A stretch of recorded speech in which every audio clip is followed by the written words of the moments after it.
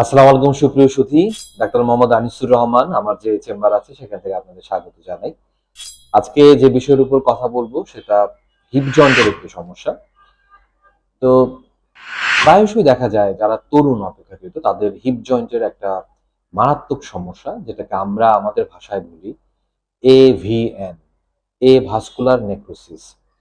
এ শব্দটির অর্থ হচ্ছে নাই, ভি মানে ভাস্কুলার, যার অর্থ হচ্ছে রক্ত চলাচল, অর্থাৎ রক্ত চলাচল না থাকার কারণে নেক্রোসিস হয়ে যাওয়া, মানে হিপ জয়েন্টের স্বাভাবিকতা নষ্ট হয়ে যাওয়া। তো দেখা গেছে যারা তরুণ বয়সে মোটা হতে চান এবং মোটা হওয়ার জন্য মোটা হওয়ার যে সমস্ত হার্বাল ওষুধ খান, বনাজি ওষুধ খান, এই সমস্ত ওষুধ খাওয়ার দীর্ঘস্থায়ী পার্শ্ব প্রতিক্রিয়া হিসেবে হিপ জয়েন্টের এই ধরনের সমস্যা হতে পারে। দেখা গেছে কারো যদি আঘাত লাগে in future, in the long run, তখন হিপ জয়েন্টের এই সমস্যা হতে পারে।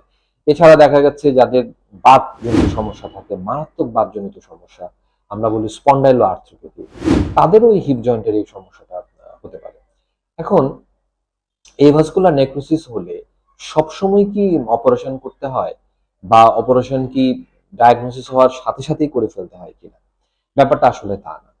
অপারেশন লাগবে তখনই যখন জীবনযাত্রা একদম ব্যাহত হবে, চলাফেরা করতে পারবে না, এবং হিপ জয়েন্টের যে এভিএন তার মাত্রাটা মারাত্মক থাকবে।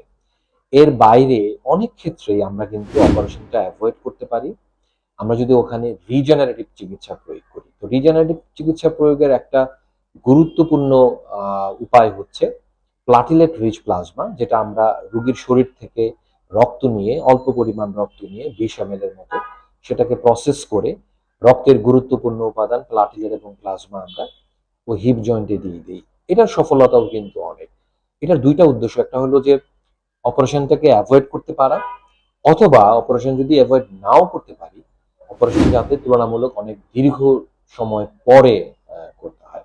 তো সুপ্রিয়, আজকে এভাস্কুলার নেক্রোসিস বা এভিএন হিপ জয়েন্টের একটা মারাত্মক সমস্যা, যেটা অপেক্ষাকৃত তরুণ বয়সে আমরা দেখতে পাই, বিশেষ করে পুরুষ মানুষের আমরা বেশি দেখতে পাই, সেটা নিয়ে একটা কথা বললাম। এক্ষেত্রে সচেতন যেটা থাকতে হবে, যারা তরুণ এখন আপনি আমার ভিডিও দেখছেন তাদেরকে আমি বলবো, মোটা হওয়ার জন্য শুধু শুধু হার্বাল জাতীয় ওষুধ বা ভেষজ জাতীয় ওষুধ খাবেন না, বা স্টেরয়েড জাতীয় ওষুধ খাবেন না। ইভেন কেউ কেউ যৌন উত্তেজক ওষুধ খান খুবই ঘন ঘন, খুবই রেগুলারলি। সেই সমস্ত ওষুধের পার্শ্ব প্রতিক্রিয়া হিসেবেও কিন্তু আমরা দেখেছি এই মারাত্মক এভাস্কুলার নেক্রোসিস বা এভিএনটা হতে পারে। তো সুপ্রিয় সুধী, আজকে এই পর্যন্তই। আগামী দিনে অন্য কোনো বিষয় নিয়ে আপনাদের সামনে হাজির হবো। সে অবধি ভালো থাকুন। আসসালাম।